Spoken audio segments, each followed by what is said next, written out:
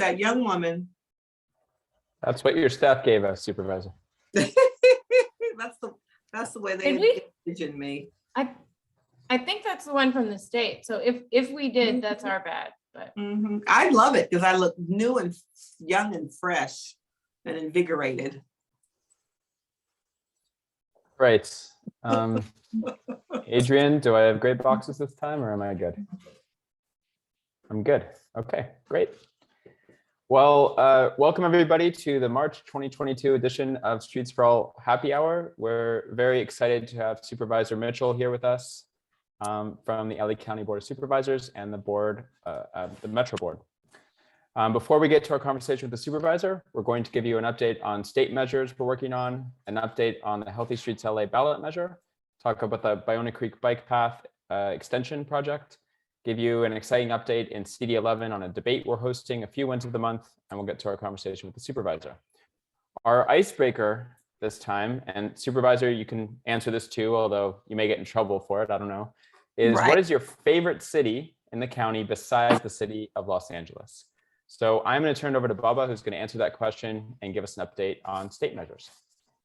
Thanks, Michael. My favorite non-LA city in the county would have to be Culver City, because I'm from Culver City, and also I think we're making a lot of great strides in mobility. So on the state team at Streets for All, we're really excited because this year truly has the potential to be a transformational one for our transportation system in California. So I wanted to give everybody a brief update on some bills that we're supporting and sponsoring and opposing and everything. So I'll give you the whole rundown on what's going on the state level with regard to transportation. So as y'all probably are all aware, we have a long road ahead of us like we do every year. We've got a bunch of bills that have been introduced and they're at the beginning of this journey here, and they have to go through the policy committee, the fiscal, the appropriations committee, and go to the floor of their originating house for a vote. Once it passes through those things, it has to do the exact same process through the second house, and then to the governor's desk for hopefully a signature where it becomes law. And if you go to the next slide, we are proud to be sponsoring 4 bills this legislative session. We didn't sponsor any bills last year, so we're very excited to be sponsoring 4. And just a quick information about these. The first would mandate that cities and use a system of incentives and mandates to require cities to fix their deadliest streets by implementing traffic calming measures like complete streets. The next would be a tax rebate for being car free, similar to how we give tax rebates for buying an electric car or for turning in a car as well. The next would be standardizing leading pedestrian intervals at intersections. So that's when people get to walk before cars get to go, which makes people more visible in the intersection. So I'd be making that more standard. And then a way to enforce illegal exhaust noise that's common in street racing. So illegally modified mufflers that wake up people at night. This is more of a livable cities bill, and this is a way to automatically enforce that, similar to like a speed safety camera. So if you go to the next slide, these are the bills that we're supporting. Automated speed enforcement, like I was just talking about, this is a bill from last year that has rolled over. This is great, making a CEQA fast track for active transit projects permanent. So this bill makes another bill permanent that was actually used in Culver City to make the Move Culver City project. It's why the Move Culver City project didn't get bogged down in CEQA. Decriminalizing jaywalking. Oh, sorry, I think we lost the slide there. Decriminalizing jaywalking, that was from last year, and we're hoping to get it passed this year.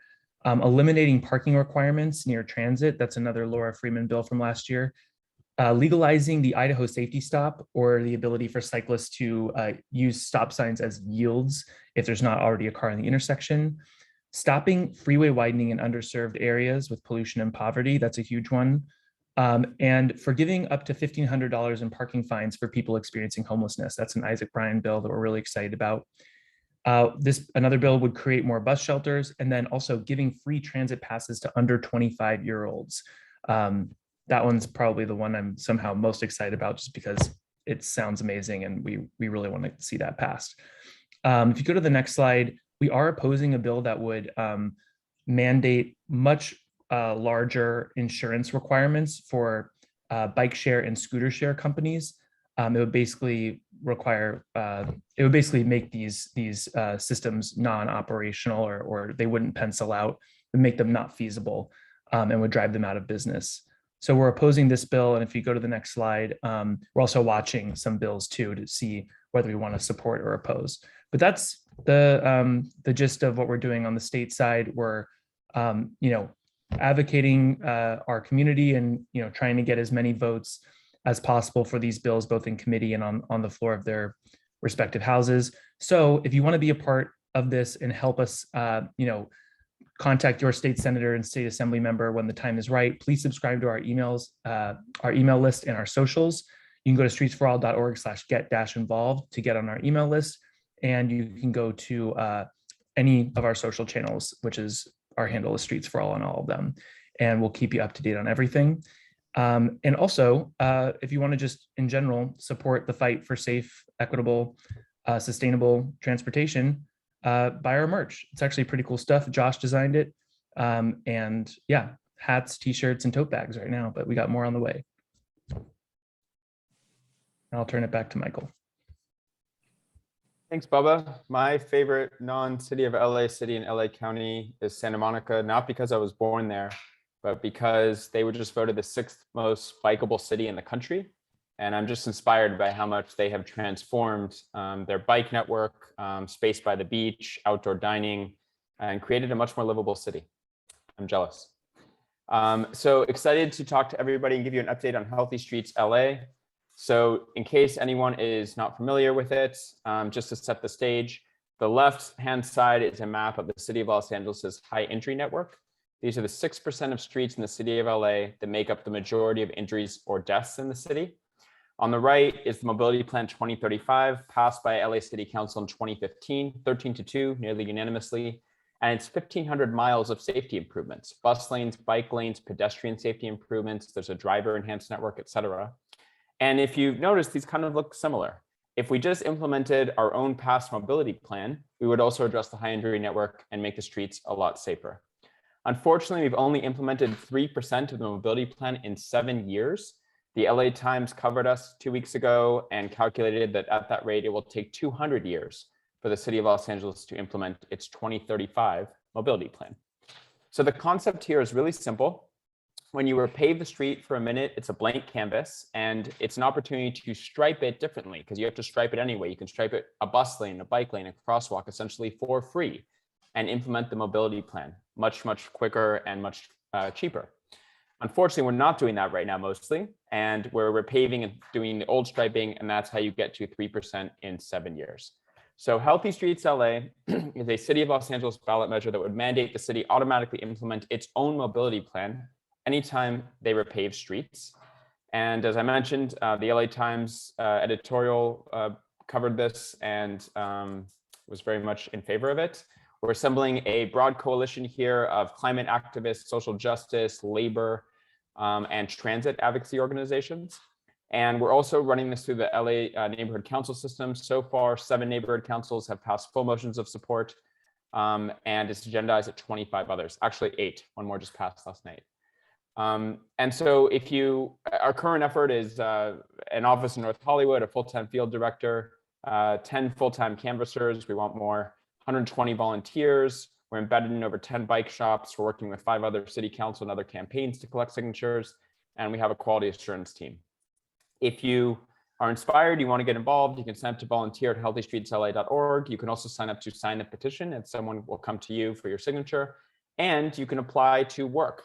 We're offering $18 an hour plus performance bonuses, and we will take as many people as we can get that are willing to ask strangers for their signature for a good cause. Next, I'm going to give a quick update on the Ballona Creek bike path. So just in case anyone's not familiar, it was built in the 1970s. It goes from Culver City to the ocean. Phase 1 was what they built. Phase 2 was to take it from Sid Kronenthal Park in Culver City to Venice and Cochrane. And phase 2 was kind of just never done. This is an equity project. It connects a lot of lower income communities to job centers on the west side without being burdened by a car. So that's really exciting. It also would connect a ton of schools and retail centers to people without, again, them having to drive. This is an overview map of the project. The bottom left is the park. The top right is where the creek ends. And I'll just show you some quick renderings working with an architecture firm that's doing this pro bono. Really beautiful people space. This is one of my favorites, getting under the 10 freeway. We are also working with Caltrans and trying to figure out how to get around the 10 freeway. There's pros and cons to all of these options, but they're being very cooperative. They also really like the project.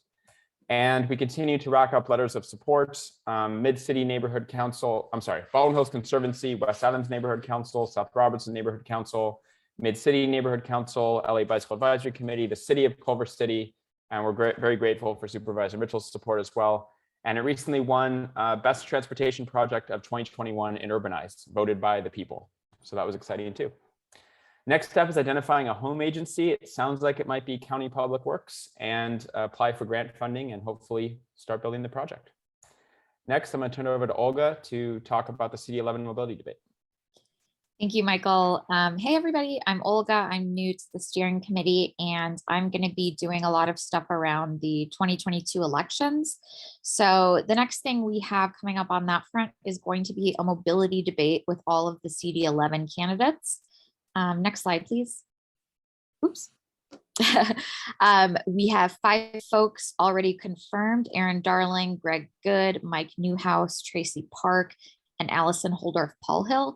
I believe this is everyone who's qualified so far on the ballot. So it's going to be a really awesome debate. We're going to hear from the major players. It's going to be Monday, March 28th at 5:30 p.m. And if you all went to the last few debates for CD5 and CD13, it'll be a great chance to have people focus on transit policies, because I feel like a lot of other debates, people get caught up in other issues that focus on housing, but this is a good opportunity to actually grill folks on their detailed platforms. We'll have a Q&A section and prepared questions from us. So it'll be a good time. You can RSVP. I'll drop the link in the chat at bit.ly/CD11 debates. And I'll see you there. I'm going to turn it back over. Thanks, Olga. I'm here to talk to you about some wins of the month. The first one being some new potential combination bus and bike lanes on Santa Monica Boulevard between Centinela Avenue to the west and the 405 to the east. We had a call to action campaign last month, inviting a number of our audience to visit a community meeting put on by Caltrans insofar as the new multi-mobility lanes. This Santa Monica Boulevard project is part of a broader vision for Santa Monica Boulevard, also known as State Route 2, which is why it's administered by Caltrans. And so this is the first phase in a number of multimodality improvements that we should expect to see on the street. And oh, my icebreaker, my favorite non-LA city in the county would also have to be Culver City, but I'd also like to put in a good word for Long Beach. They're also putting in a lot of effort to do different active transportation infrastructure, and all the people I've met there have been really cool. All the restaurants I've eaten at have also been delicious, and I'd like to spend more time there. Now I'll turn it over to Adrienne. Thanks, Katrina.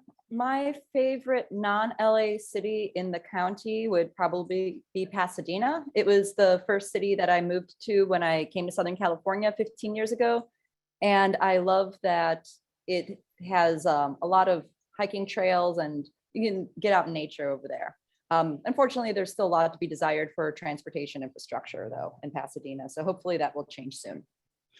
I'm going to talk about the Burbank Boulevard widening project, which has been killed by Councilmember Krikorian.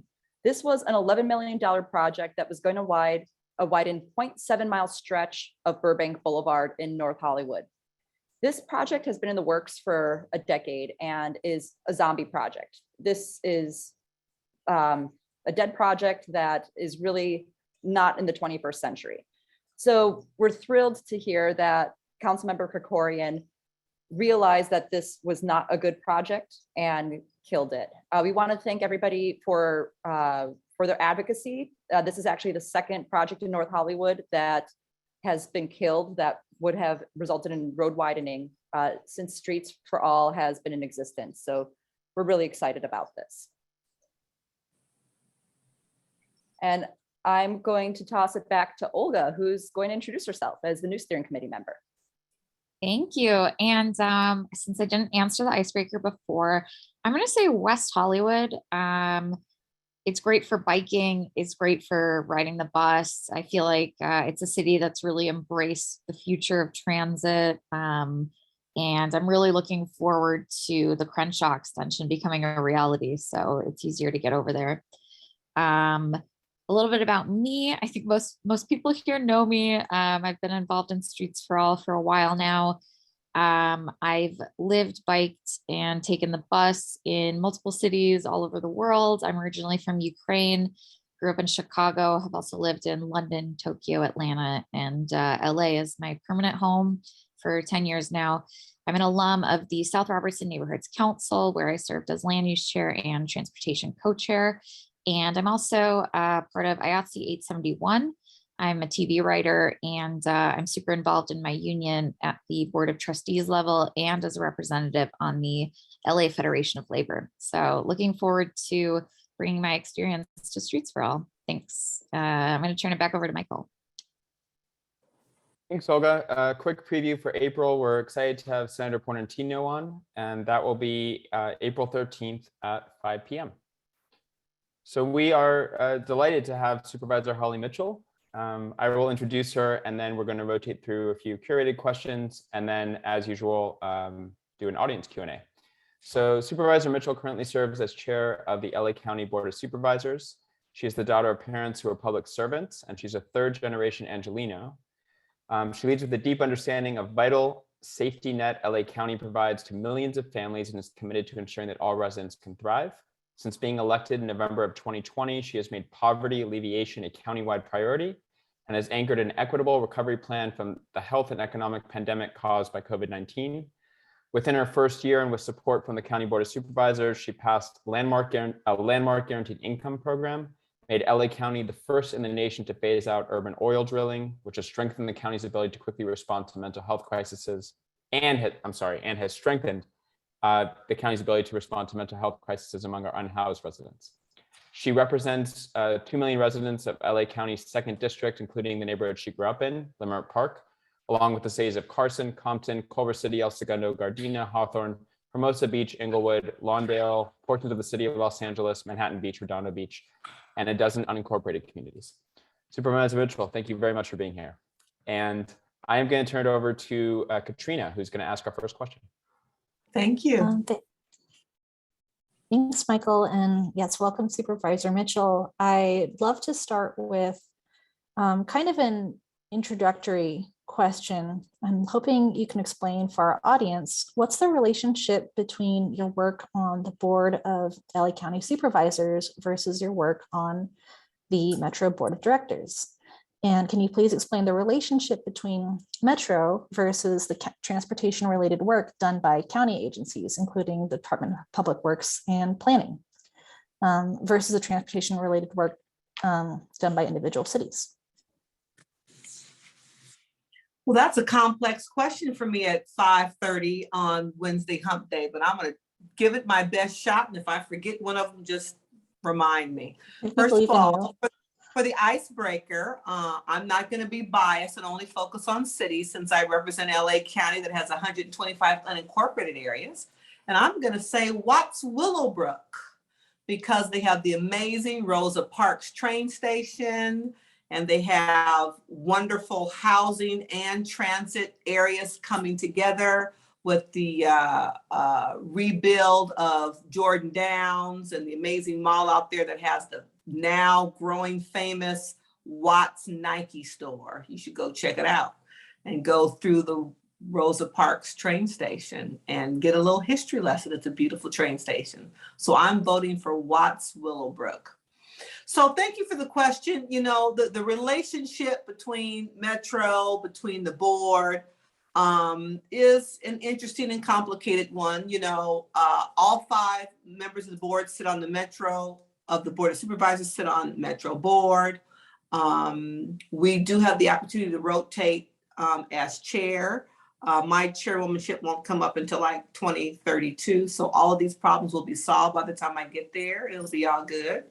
And, you know, the relationship is complex, just like the city's relationship and all the regional cities that have positions on the Metro Board. You know, some of it involves funding, some of it involves really acknowledging that Metro extends through multi-jurisdictions. And so you have the mayor of Inglewood, you have the mayor of Long Beach, you have people from other corners of the county who are in elected office who are there because these are really regional decisions we're making to really talk about a true mass transit system that will connect the far reaches of the county. And so we all serve on the board and, you know, kind of wear our distinct hats. When I have on my Metro hat, I'm thinking about the unique needs of the constituents of the second district. I'm thinking about really leaning in to provide a voice for those who ride buses, who call the second district home.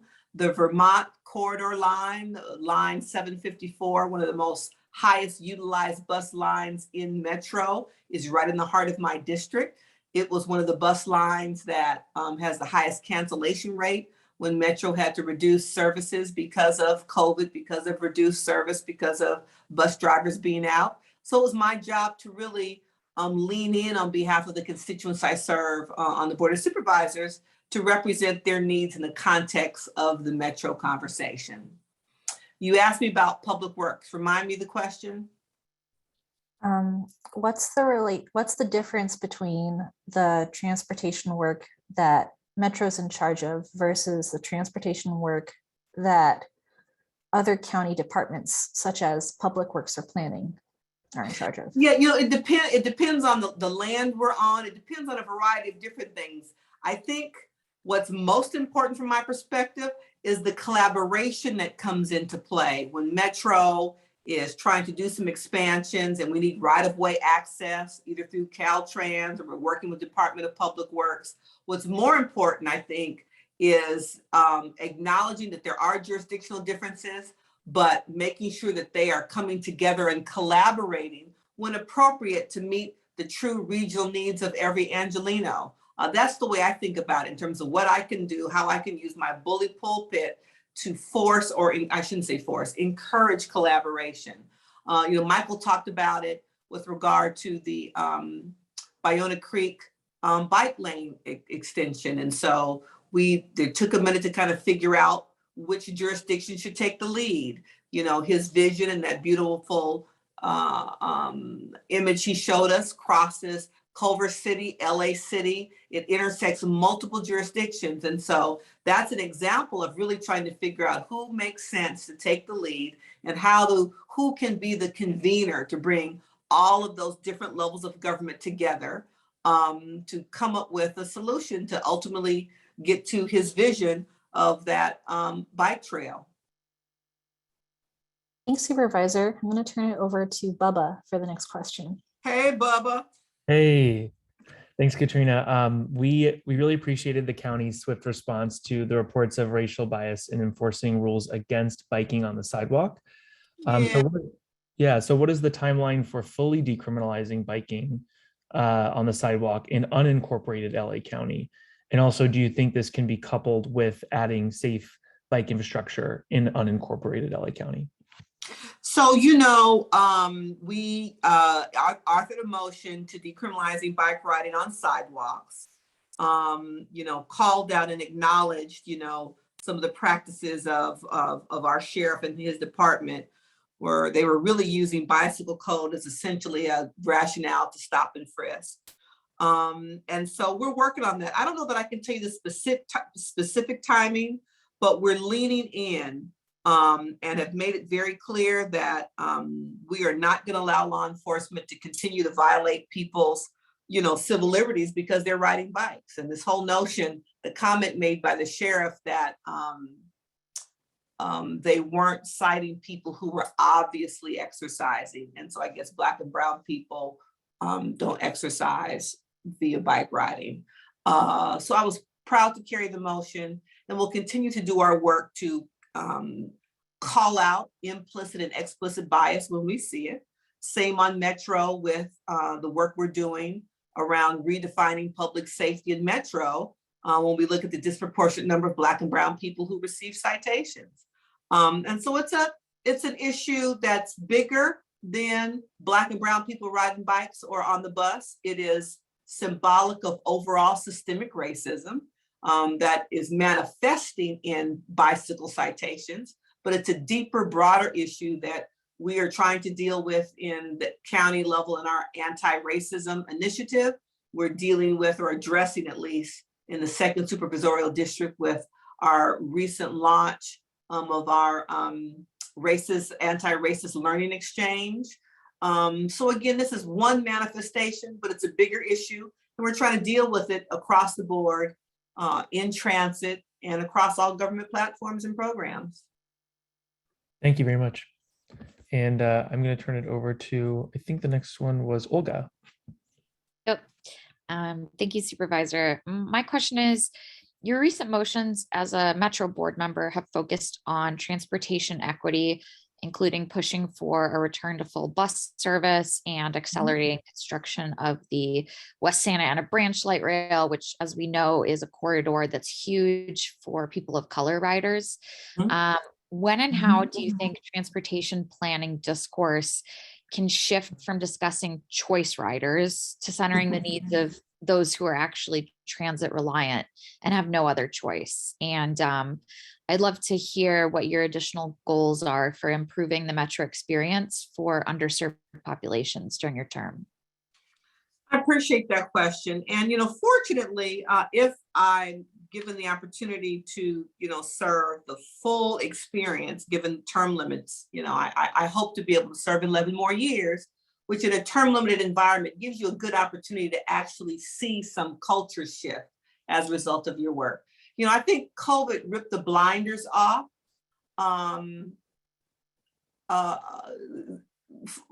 It ripped the blinders off in terms of all of the areas in which under-resourced and underserved communities have suffered, from housing instability to, mobility challenges, just across the board.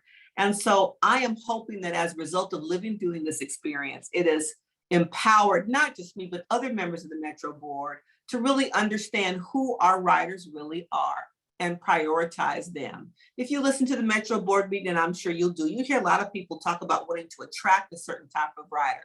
I got a little irritated when we spent so much time and energy standing up our plans for the Super Bowl. And I said in that meeting, that's wonderful. And I want this same kind of collaboration and energy and excitement the other 360 some odd days in the year, when every day people are trying to take a bus to work, as opposed to just going to SoFi Stadium and avoiding a $400 parking charge and your $20,000 Super Bowl ticket, right? The same kind of energy. It was because of the Super Bowl pilot that they were able to pilot the program we want to do, where we have, what's the word, Lily, help me? Transit ambassadors? Ambassadors, where we have transit ambassadors on the buses. They were able to pilot it during the Super Bowl. So, I am leaning in hard in terms of acknowledging who our riders are. They are lowest income, often essential workers, students. We saw the uptick in bus ridership significantly when schools came back in, when we were still offering free rides. I pushed that hard. That was a fight I didn't win, but we've pivoted. And we were successful in K through 14 riders. That increase has been significant. And we're pushing hard on the lifetime, expanding the lifetime program to expand the number of people who can ride for free until we can get that golden ticket and have free transit for all. And so, making sure that people who rely on public transit can rely on public transit to get to work. Because Lily can tell you how our office phone lines lit up when the cancellations, bus cancellations, were happening disproportionately all over the Metro system. And the people who called our office who said, hey, I work at the airport, and this is the third day in the row that 2 buses were canceled. You know, how early must I start my transit planning to be able to be guaranteed that I'm going to get to work on time? So when we get to a space where we are back at 100% capacity, that we are offering clean, safe, reliable transit, that's my goal for the existing transit riders. And of course, to expand to those who aren't transit dependent, but those who are deserve the very best system we can offer. That's what I'm bringing to the Metro Board meeting every month. That's the energy and perspective I'm bringing to the Operations Committee meeting every month, representing those who rely on our public transit system. And again, really pushing hard to creating a system that's free for all. I think that'll make a huge difference for every Angelino, quite frankly. Thank you. I think I have the next question. So one of our key initiatives, as you know, is to extend the Boundary Creek bike path east. And I just want to say it's obviously, I'm just part of the project as a team, and I'm so grateful for all their work from Culver City to where the creek ends at Venice and Cochrane. Your office has been a great supporter of this project, and it sounds like we're going to get going with County Public Works soon. I just wanted to ask, what attracted you to this particular project? And are there other opportunities like this in the county, perhaps? And also, could you ever see yourself commuting by bike if the infrastructure was safe enough to do so? Well, I love participating in Ciclavia because the streets are closed off to cars, and I am too old to survive broken bones and too scared, quite frankly, to share the roads with cars. I just am. I'm too old. I have a son who relies on public transit and his bike. He's younger. He's got a little more courage than his mama. But Ciclavia, I love, and I ride in as many of them as I can because we can take over the whole street. So absent that, designated bike lanes are wonderful. And I support it. You know, Michael, you and I met early on in my administration. You showed me your vision. We talked about that parcel. I remember at Cochrane and Venice, and I talked to you about the semi-permanent encampment that you'd have to figure out how to manage to get rid of to access that parcel of land you wanted. And so I just think it's a wonderful opportunity and want to make the second supervisorial district as bike friendly as possible. You know, when we talk about folks who are public transit dependent, there's a good percentage of people who use bicycles, not just for recreation, but to get to school and work. It's their primary mode of transportation. And so whatever we can do to increase safer spaces for cyclists, I think is important. You know, the second district has some of the highest fatalities, both pedestrian and cyclists, in all of LA County. And so all we can do to expand Vision Zero efforts at the county level, whenever we repave streets, to make sure that we do it with an eye towards safety is really important. And so for all those reasons, I'm excited about your project. Glad that Lily, who is your best friend in the office, is working hard and collaboratively with you to see what we can do for the county to step up to the plate and do our part. Thank you. Turning it over to Adrienne for our last question, and then we'll go to the audience. Thank you. It blows my mind that in 2022, LA County is still drilling for oil, sometimes very close to people's homes. I know you've been active on this front. How long until we no longer drill for oil in LA County? And outside of unincorporated LA County, are cities in LA County moving as quickly as needed to work hand in hand with the county's efforts? So I'm not sure how familiar you are with the extent of my work in this area, having lost my front teeth, literally and figuratively, in my efforts to introduce a into hydraulic fracturing bill when I was in the assembly 10 years ago. So it's something I've been working on for a long time. I was very proud in my first year in the Board of Supervisors to be able to bring forward the motion supported by Sheila, Supervisor Kuehl, to end new oil drilling as we know it. You know, I grew up in the shadows of the Inglewood oil fields, and so it is not lost on me the tens of thousands of Angelinos who live, go to school, work, worship in dangerous close proximity to active oil wells. So I'm proud of what we were able to do. It was a long time coming. I couldn't get the initial bills out of the House of Origin 10 years ago. And so to see how far we've come with the new administration and new governor, the work he's done with Dogger, what we were able to do at the county, LA City has joined the ranks. And so is it going to happen tomorrow? No. Have we started down the path and setting a clear county policy about our intentions? Absolutely. And so work is going to have to be done to work collaboratively with the landowners and the oil companies who still have active oil wells to really, challenge their assertion that there's oil in them dark hills, that they are going to take financial losses if they stop drilling. So I can't give you a definite time period, but I can say from where we started in 2010 to now, we've made significant progress. The choir of those who believe in what we were fighting for back then has grown extensively. And I'm highly confident that certainly before the end of my term as a sitting county supervisor, we'll no longer have active oil drilling in LA County. New wells are existing. Great vision. All right. Thank you. Turning it over to the audience now. I'm going to go ahead and share my screen again. And our first question is from Baba. What power does the county have to encourage or enable complete streets or traffic calming projects? And I think this speaks to also just people's general confusion on what power the county has versus individual cities in the county. What power does the county have to encourage or enable complete streets and or traffic calming projects? Well, Bubba, we talked about, I started out by saying, let's not forget about the unincorporated communities. LA County has 125 unincorporated communities. So there are lots of areas where the county is kind of the frontline local level of government that's involved in zoning. And so we have opportunities in those unincorporated areas to be the kind of direct decision maker and advocate for just those kinds of projects. Next question is about Governor Newsom's proposed rebate or gas tax holiday. I find this personally kind of offensive. These funds would otherwise go to transit, active transportation, et cetera.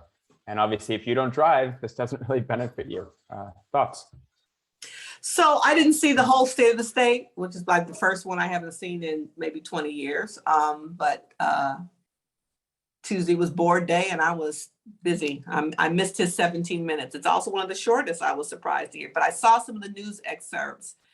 And it was ironic because I just had a meeting with chairman of the Assembly Budget Committee with Mark Restrella, the director of our Department of Public Works, where we talked about, not wanting this to happen. And then this is the governor talks about it. I appreciate the pressures he's facing. I have and will continue to hear from essential workers and low-income families and workers who will call our office and say, $6 a gallon, are you kidding me? How am I supposed to live and get to work and drive my work truck or get my kids to school? I get that. But this is painfully reminiscent of when a previous administration returned to all of us, what was it? We all got about $19 back when Schwarzenegger reversed the DMV funds. And we all got these little small checks back. And then ultimately in the next year or two, the amount of money he sent back to every California resident was the exact amount of the state's deficit.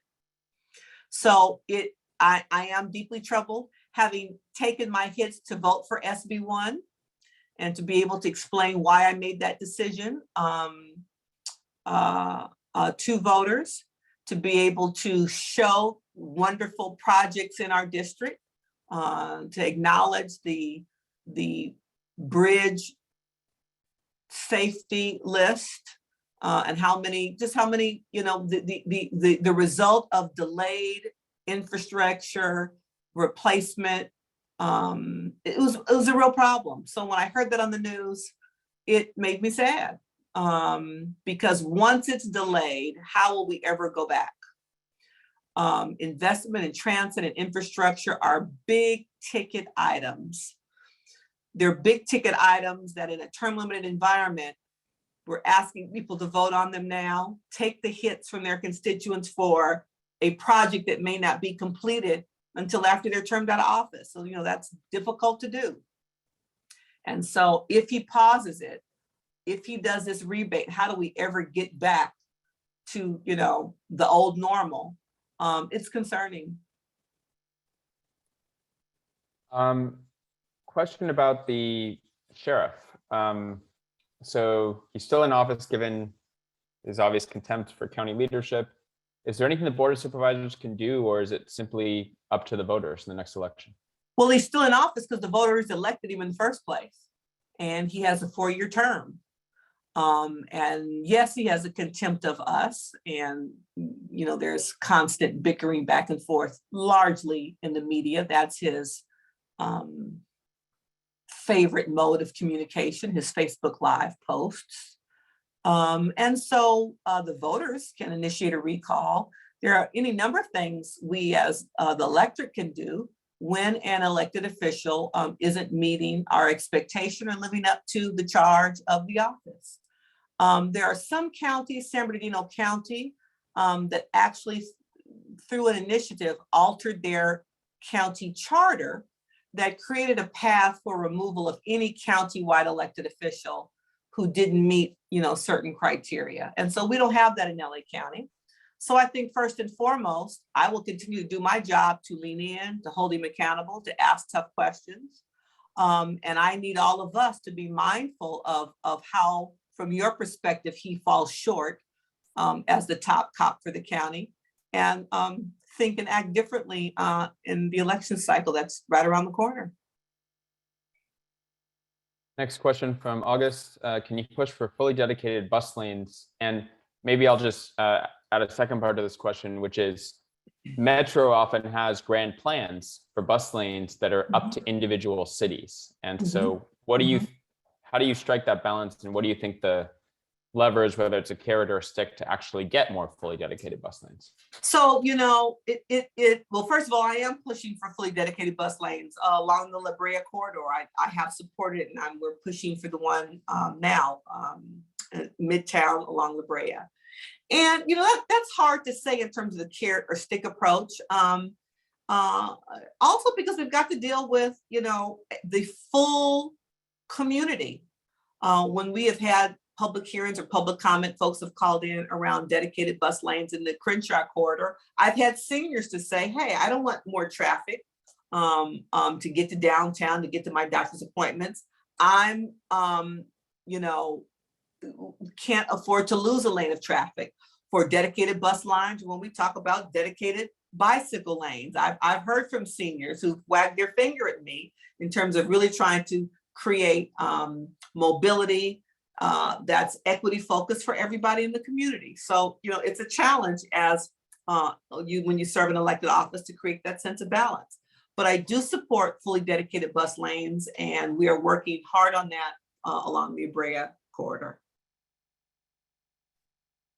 I don't know if you saw it, but I actually had a wanted poster in my neighborhood because I championed our support letter at Mid-City West for the La Brea bus lanes.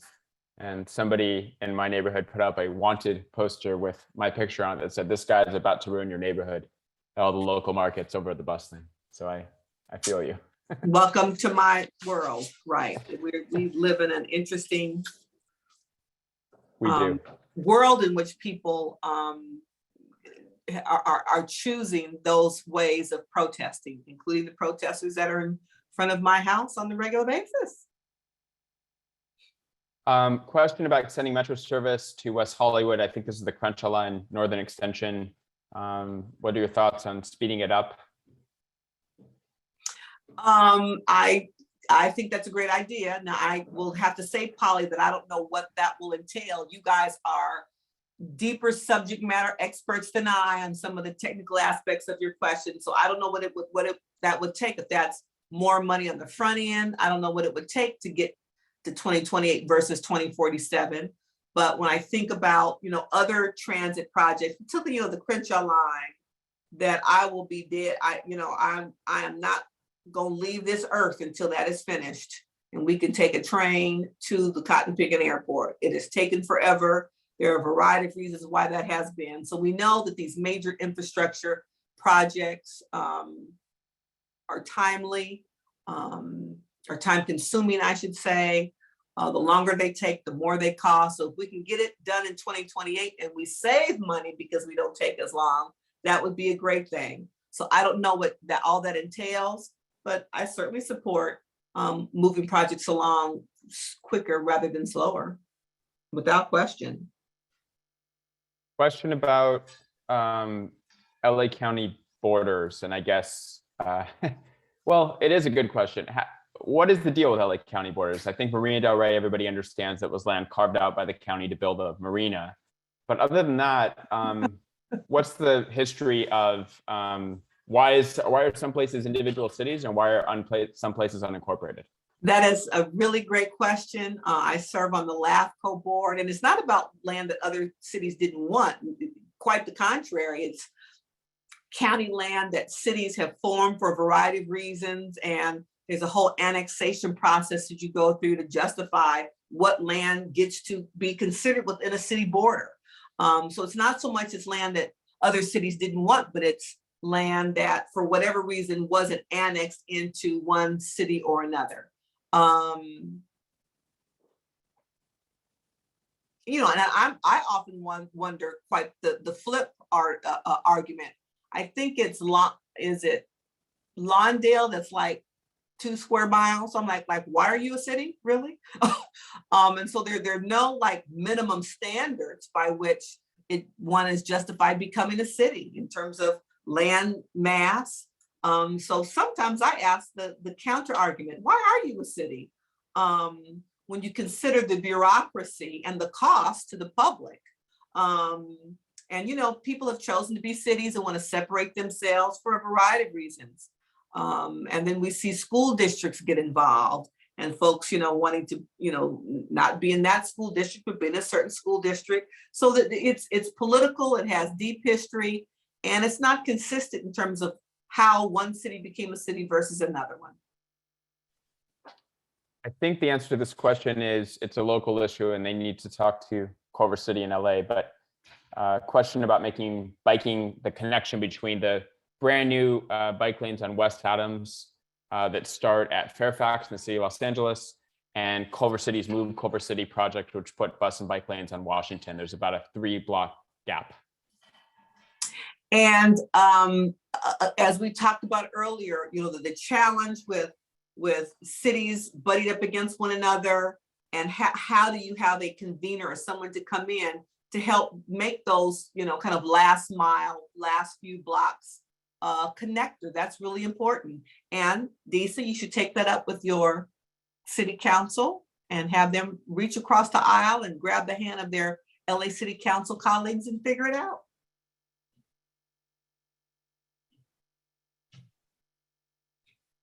Question about access to Green Line stations. Sorry, I think that question is coming up. There we go. Who would be responsible for making Green Line stations more multimodal accessible? And apparently there's an issue with one of the stations being blocked off with a pedestrian bridge. Good question. Lily, do you know the answer to this?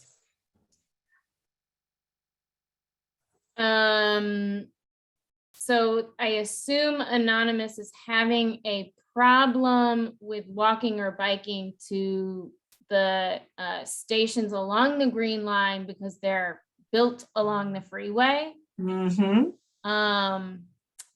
And I feel you and I hear you. Lenox in our community is an unincorporated community. So our public works department is in charge of the first last mile infrastructure improvements around the station in Lenox along the Green Line. The problem is that the trend of Metro building transit lines along freeways inherently make them much more difficult to access. And that was a trend during the Antonovich years that, you know, I don't think that we have an interest in replicating, but we are pushing our public works department to do first last mile planning around Green Line and Blue Line. And frankly, the Silver Line along the 110, which is a BRT, better multimodal infrastructure, Vision Zero improvements and bulb outs and high visibility crosswalks. So I feel you. Yeah. And the perfect example of that is what our team just toured last Friday along the Slauson corridor with the Rails to Trails project, and how once it's developed, that 6 mile stretch, you go into detail, Lily, but you will be able to take that elevator from the light rail station with your bike, and we're talking about how we develop a safe crossing across Slauson to be able to ride your bike along all rail lines. That's a perfect example of a better plan than what Anonymous has experienced, right? Yeah, exactly. That will connect the Blue Line station at Slauson and eventually the West Santa Ana branch line, which will connect to the Blue Line at Slauson, all the way, through the J Line, Silver Line to Crenshaw, which will be awesome, and kind of like similar sort of east-west connection that the Green Line provides. And so the reality is cost. When I got the price tag, we are doing all that we can to help harness dollars for this 6 mile facelift of this old rail line to really breathe some life into the Slauson corridor. You think 6 miles, really, but remind me of the price tag, Lily. It's exorbitant. And so, 140 million.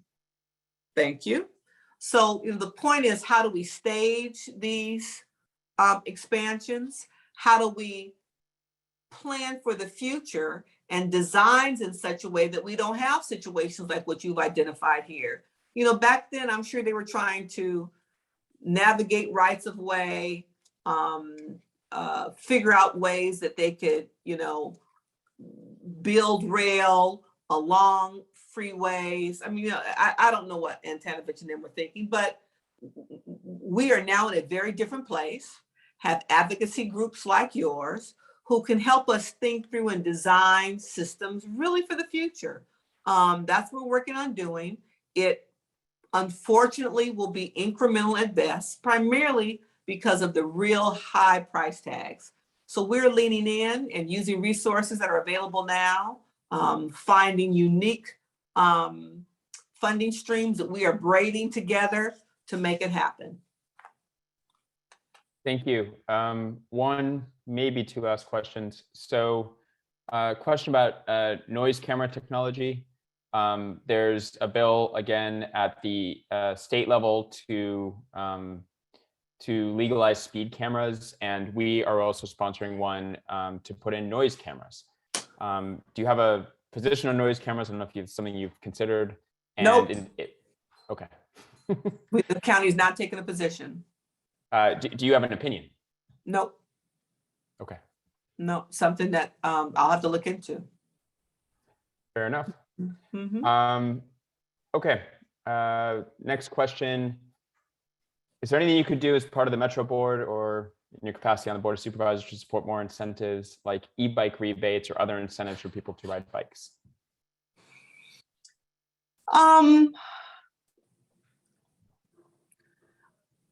Yeah, that's something that we could certainly give some thought to. And I think, incentives cost money, quite frankly, and where we find those resources. We weren't able to get the board to fully support continuing free transit until Stephanie was able to find a funding source. So incentives cost money. I think it's a matter of identifying a funding source. And I have to tell you, my priority right now is free transit. I think that's the most significant incentive based on what we all experienced during COVID to get people to use transit and all of the residual to ride bikes, to use bikes as a part, to partner with riding public transit. So I got to say that that's my priority right now in terms of helping people to ride transit. Although I love those electric bikes. I rode one in the last Ciclavia, and I, would love to make a purchase myself. But we'll see. I know you have a hard out at 6, so I do. I think this will be our last question. Any final words you'd like to leave us with? If not, I'll thank you for your time.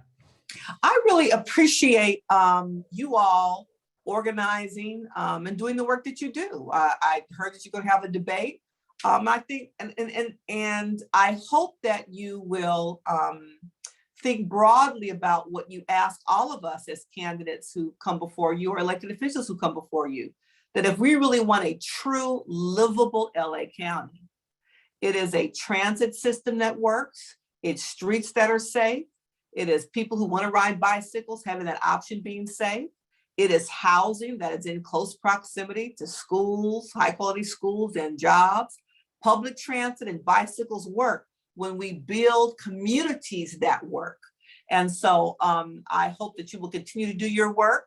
Know that I will continue to do mine, and I have a responsibility to figure out how all of this works collaboratively together. Sometimes we may not be on the same page, as I have to prioritize funding requests and figure out what's really in the best interest of all of LA County. As I remember having to painfully tell my now 22-year-old when he was a very young child and asked me if numbers were infinite and if dollars were infinite. And no, they're not. They're quite finite, particularly in the public space. So we will continue to work together to figure out ways of which we can build an LA County that is focused on mobility equity, housing equity, an LA County where I can grow old and feel safe crossing the streets and riding my bike if I so choose, to join DISA and the bike riding divas in Culver City, and a community in which our children don't have the same challenges that we do around pedestrian safety, equitably across all of LA County, in the cities you all identified as your favorites, as well as the unincorporated communities that I also represent. Thank you, Michael, for the opportunity. Thank you, Supervisor Mitchell, for being here, and hope to see everybody next month with Senator Portantino. Good night, everybody. Thank you.